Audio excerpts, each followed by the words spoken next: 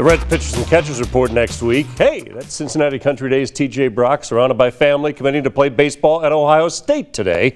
With a fastball in the mid-90s, Brock could easily have chosen a more tradition-rich school in the South. But those games of catch with his dad that ignited his dreams changed dramatically last fall. Allie Cohen shows us why it was important to stay close to home so they could still have a catch as often as possible.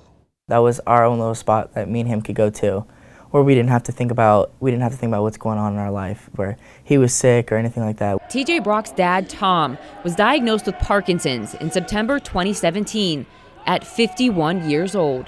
I think it's maybe a blessing. We just slow down and appreciate everything that we're doing when we're doing it, rather than hurry up, let's go, let's get out the door, let's get to the game. But the game, sport, that's been the constant for the Brocks. The escape, the thing that blurs reality just a bit. I was scared. I didn't want to lose my dad. Tom and his wife Kathy met at the University of Michigan. She played volleyball, he played baseball. Tom was teammates with Barry Larkin and drafted by the Mariners in 1987.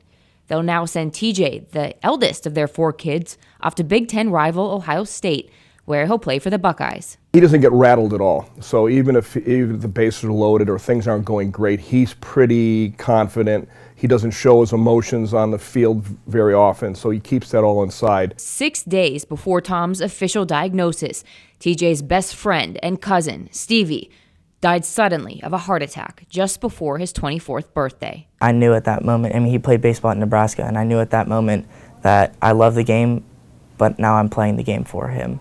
TJ left to train at IMG Academy in Florida his freshman year.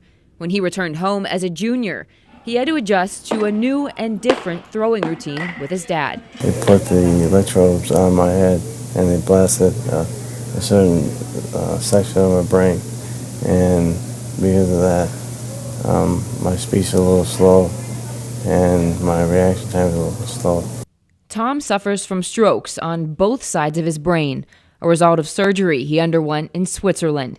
He's now working with doctors at the University of Cincinnati who have hope that his motor skills can improve and they can slow the progression of the disease. He's been unable to work for the last year, and as each medical bill piles in, the heavier their burden to balance finances for Tom's treatments and everyday life as the Brocks have always known it. The kids have done a really good job, and so have Tom and I, just to keep it as normal as we can. It's a new normal every day. Maybe the magic of the field is the reminder of choice, how we react, how we see things, what we choose to see. It's just us. It's where we can get away, and we don't have to think about all the bad things. You'll win this. Yep, definitely. Allie Cohen, Local 12 Sports.